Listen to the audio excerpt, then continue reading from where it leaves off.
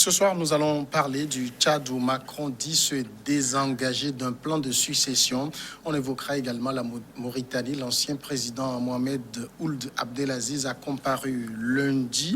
Et en France, des généraux à la retraite se mêlent de politique et avertissent sur un délitement du pays. Nous en parlons avec Maître Éric Emmanuel Sosa. Il est avocat au barreau du Togo. Bonsoir, Maître. Bonsoir, Sami Agnaoui.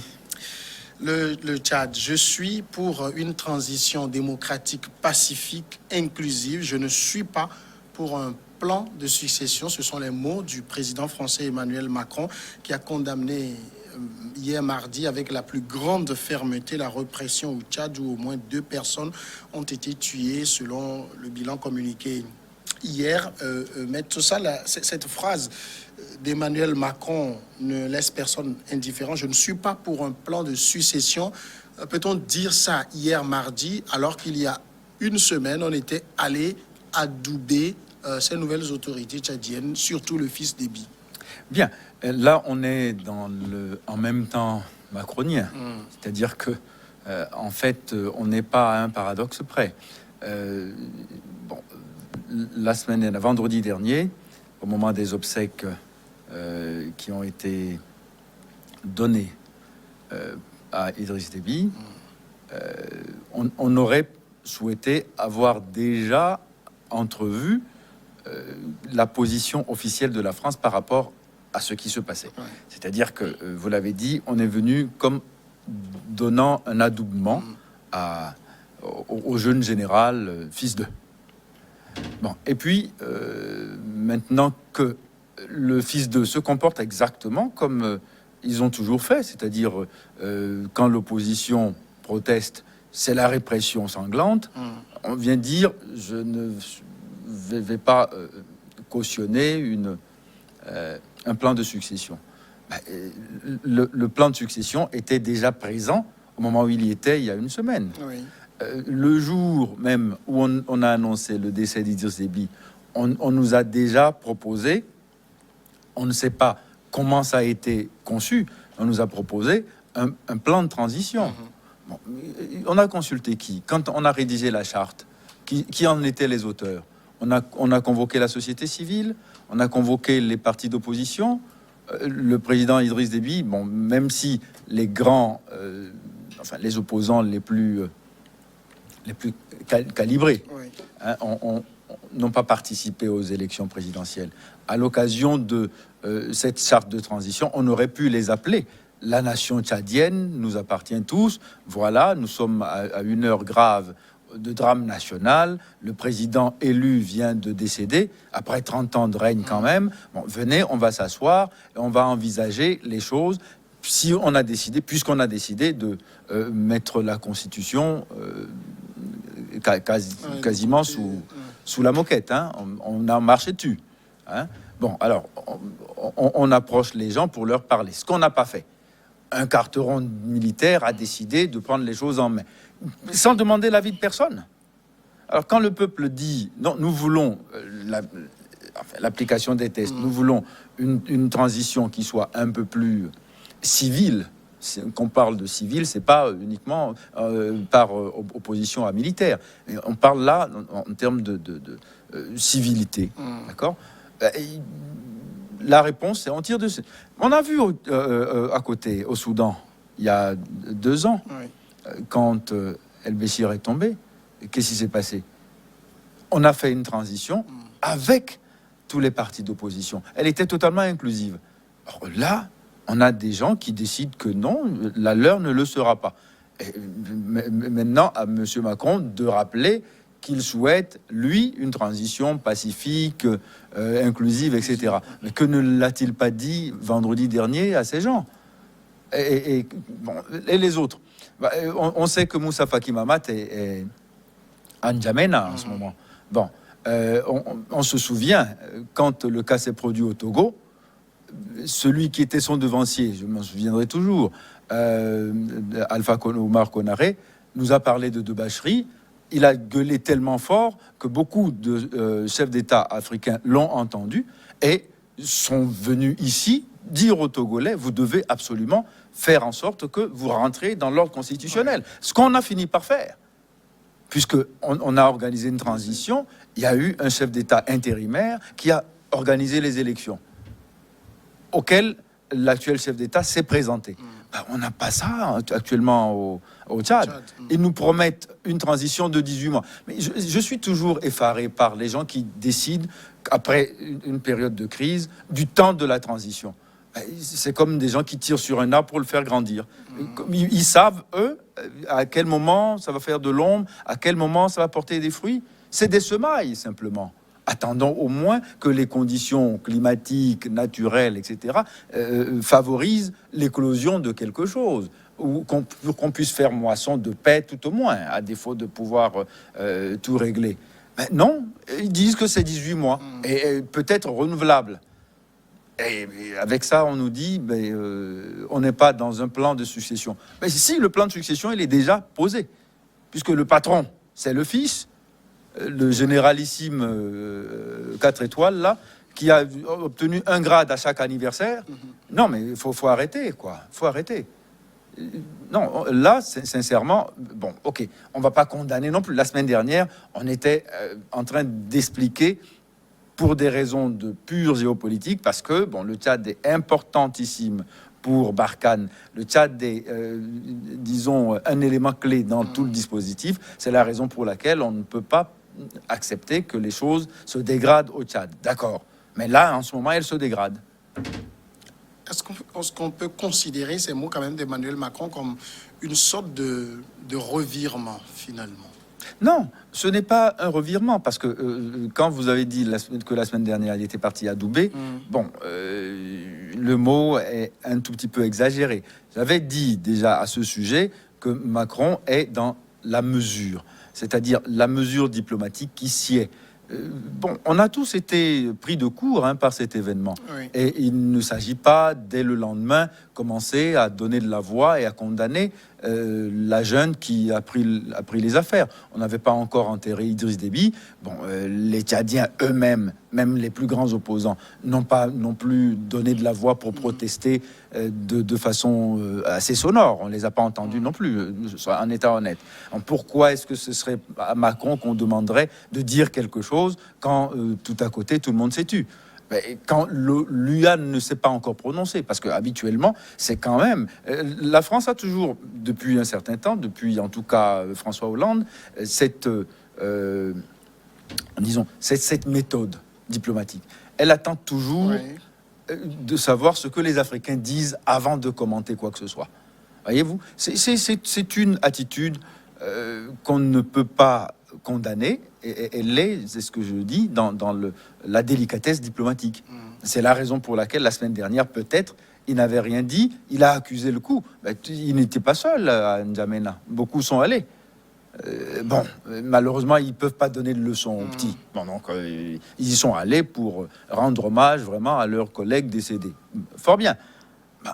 On n'a pas demandé leur avis sur ce qui se passe, parce qu'ils seront malvenus à faire quelques commentaires que ce soit. Donc, ils se sont tus. C'est très bien. Maintenant, on veut que ce soit la France qui dise. C'est ça qui me gêne à chaque fois. C'est ce que va dire Macron, c'est ce que va dire le président français, c'est ce que va dire l'Union européenne. Non. Il faut qu'on sorte de ça aussi. Macron a dit, bon, mais on va voir ce que Macron peut faire. Apparemment, rien. Parce que ce qui est en place, il l'est par des forces qui dépassent aussi bien les moyens diplomatiques de M. Macron, parce que Macron a plus besoin de cela que ceux-là n'ont besoin de lui. Enfin, à l'heure où nous sommes, parce qu'il faut bien se dire une chose. Pourquoi un pays dépenserait autant d'argent pour échouer? Dépenserait autant d'argent dans des dispositifs sécuritaires et militaires pour échouer. Donc, c'est pour ça que je dis, au moins pour l'argent qu'ils y mettent, quand les autres n'ont pas de patriotisme, lui au moins il défend ses intérêts, son argent. Donc oui, c'est celui qui va lui permettre de pouvoir maintenir ou enfin avoir le moins de dégâts possible contre lequel il va s'appuyer. C'est celui-là seulement contre lequel il va s'appuyer. Qu'il s'appelle Déby, fils ou n'importe lequel, il n'a pas trop le choix, Monsieur Macron. Et si on se projette peut-être vers la fin de la transition qui est ouverte actuellement au niveau du Tchad. Quand Macron dit « je ne suis pas pour un plan de succession », est-ce qu'on doit entendre par là qu'à la fin, pas d'un autre débit président démocratiquement élu peut-être? Attendez, ça c'est, pardonnez-moi, c'est au peuple tchadien d'en décider. D'accord? C'est au peuple tchadien d'en décider, malgré la répression féroce qui s'abat sur lui. C'est à lui d'en décider, parce qu'après tout, c'est à lui que revient le dernier mot. Et ce n'est pas parce que on va lui imposer ce plan de succession que il faut enfin, accepter le fait accompli. Non, on attend ce que le peuple tchadien veut, pas ce que le président Macron veut ou ce qu'il en dit. Ce qu'il en dit, ça le regarde. Et ça... Ben, écoutez, il a des forces militaires là-bas. S'il veut, il peut les retourner contre ceux qui sont là. Oui. Au moins, les choses seront claires. Ben, on a déjà vu ça, hein. Avant, sous le parc de Varsovie, en Tchécoslovaquie, à Bucarest, en 56, quand les soviets ne voulaient pas le printemps de Prague, ils sont descendus et ils ont mis fin à ça. D'accord? Ben, ils n'ont qu'à faire pareil. Au moins, le jeu sera clair. On saura que désormais, il y a un vrai gendarme. Mais à défaut de pouvoir jouer les gendarmes, écoutez, monsieur, vos commentaires, vous pouvez vous les garder. C'est à peu près ce que répond le pouvoir tchadien en sortant les canons contre la population. C'est tout. Donc, non, mais malheureusement, c'est le paradoxe macronien du en même temps. Bon, on peut en même temps vouloir ça et puis vouloir son contraire dans la même journée. Deuxième sujet, nous allons parler de la Mauritanie à présent. L'ancien président mauritanien Mohamed Ould Abdelaziz a comparu mardi devant le juge d'instruction à Nouakchott pour enrichissement illicite et abus de pouvoir. C'est ce qui ressort des déclarations accordées par l'un de ses avocats à l'agence Anadolu. L'équipe de défense de l'ancien président a refusé d'assister à l'audience et a adressé une lettre au tribunal dans laquelle elle a demandé le report de l'audition conformément aux procédures judiciaires. Quand on suit, Maître Sosa, ce dossier, c'est vrai que Mohamed Ould Abdelaziz a accepté répondre à la convocation, mais il a gardé le silence, c'est son droit. Pour lui, il n'y a que la haute cour de justice pour pouvoir connaître de tout ce qui le concerne en tant qu'ancien président. Moi, je me pose toujours la question, pourquoi on ne fait pas les choses dans le droit simplement? Si c'est ce que dit la loi, pourquoi on le traîne devant de simples tribunaux alors qu'il suffit d'invoquer la haute cour de justice? Bien, d'après ce que j'ai compris d'une lecture relativement sommaire de la Constitution mauritanienne, on est justiciable de la haute cour uniquement pour une infraction bien caractérisée qui est la haute trahison. Bon, ici, ce sont des infractions ordinaires. Ce sont des crimes et délits à caractère économique. Est-ce que le statut d'ancien chef d'État doit créer une immunité devant les juridictions ordinaires lorsque elles seules sont qualifiées pour en connaître et que la haute cour n'est réservée que pour des infractions bien distinctes? Et c'est là tout le problème. Voyez-vous, c'est toujours gênant parce que il ne serait pas admissible que dans une démocratie qui se veut complète et éclairée, on donne blanc-seing à des gens parce que ils ont eu, je crois, c'est pas le pouvoir uniquement qu'il faut considérer, c'est la dignité. Être chef d'État ou avoir certaines fonctions, c'est pas uniquement recevoir un pouvoir, c'est recevoir une dignité à laquelle on vous élève en vous confiant cette responsabilité. Donc, il est inconcevable que des gens disent, en exerçant cette dignité, je dois bénéficier d'une impunité totale pour faire ce que je veux. Et quand après on me demande des comptes, je réponds non, je suis protégé par une immunité. Ce n'est pas admissible. On ne devrait pas concevoir les choses comme ça. De sorte que on est en droit d'exiger une gouvernance toujours vertueuse. Parce que toutes les fois qu'on dit bon, à un chef d'État, à un ancien chef d'État, il faut garantir l'immunité pour les délits et crimes qu'il a commis pendant l'exercice de ses fonctions, ça veut dire que pendant l'exercice de ses fonctions, il peut s'adonner à toutes les exactions, finalement. Hein, et on aura des gens pétris de stupre et de toutes sortes de vilainies, sans jamais pouvoir répondre devant le peuple. Parce que répondre devant la justice, c'est répondre devant le peuple, en fin de compte. Parce que c'est lui votre véritable patron. Alors quand on vous demande de lui rendre compte, vous le méprisez en disant « Non, moi je suis ancien chef d'État, je suis ancien président, je suis protégé par mon immunité.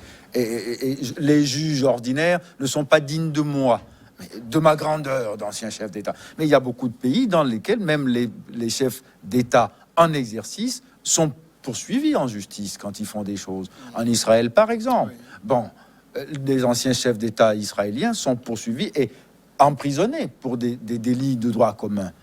Bon, chez nous, à chaque fois, on trouve une pirouette. C'est toujours politique. C'est mon successeur qui me cherche des noises.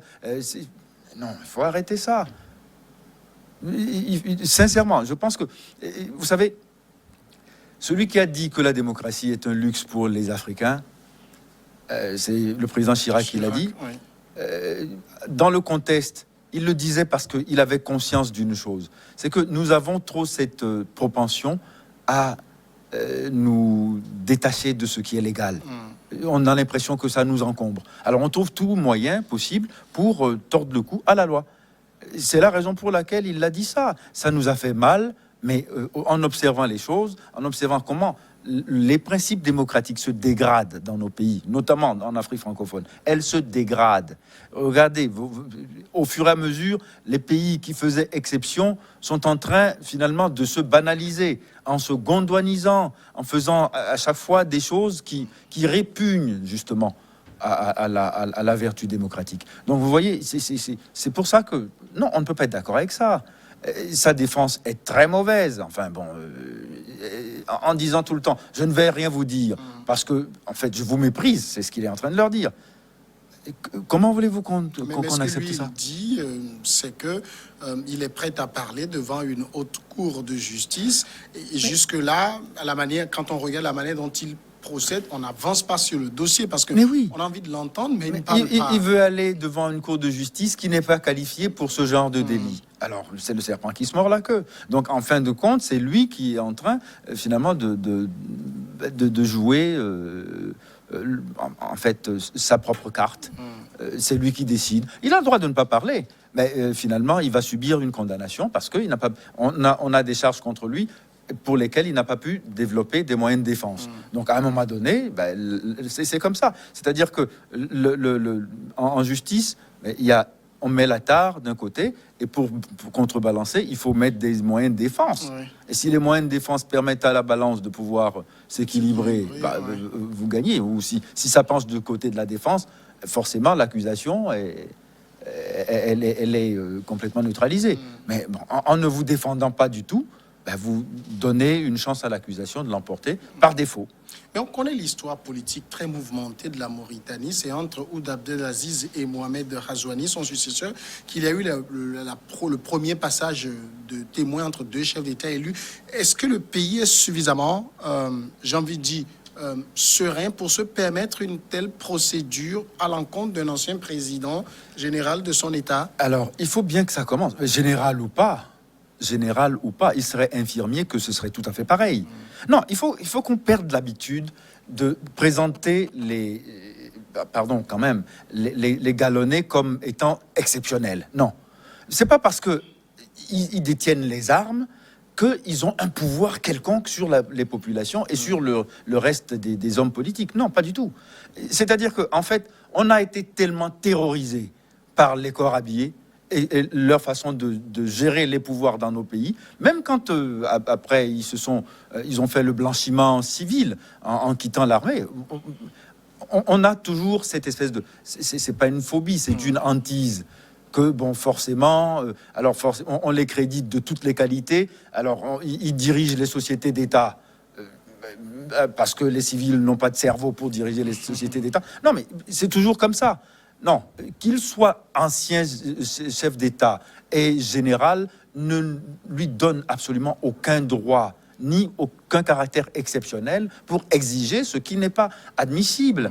Mais il faut bien que ça commence un jour. Il faut bien qu'un président qui a quitté le pouvoir pacifiquement, encore heureux, pacifiquement, après des élections gagnées par son successeur, ça se rende des comptes. Fut-il général, par ailleurs? On évolue pour le troisième sujet. On va parler maintenant de cette lettre de généraux à la retraite en France. On est toujours dedans.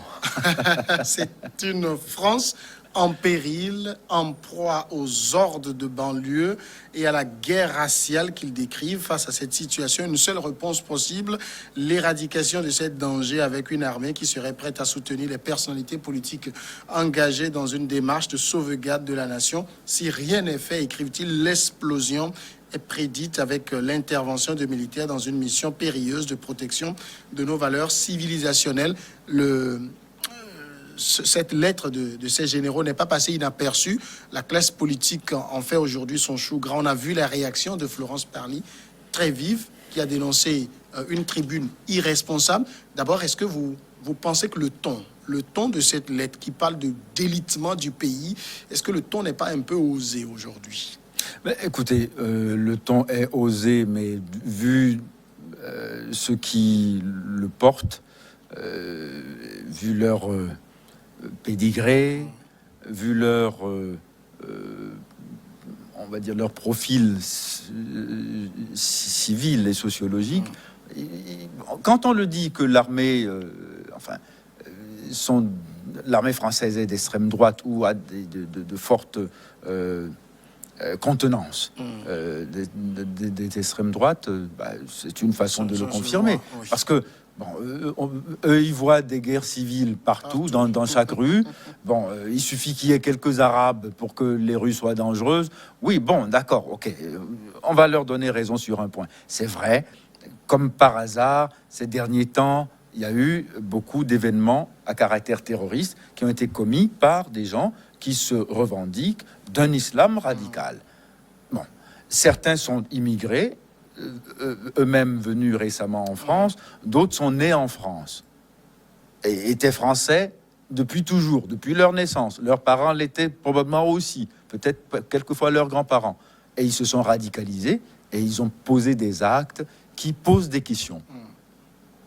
D'accord. Oui. Mais maintenant, à ces questions, est-ce que la réponse c'est réagissez, sinon il y aura une guerre civile. Ce sont eux qui vont la faire, la guerre civile. Tous ces généraux qui sont,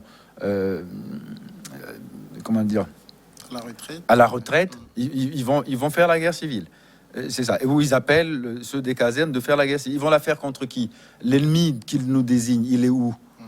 Il est dans les rues, il est dans les restaurants, il est dans les entreprises, il est dans les écoles. Alors, on va aller les sortir comment pour leur faire la guerre?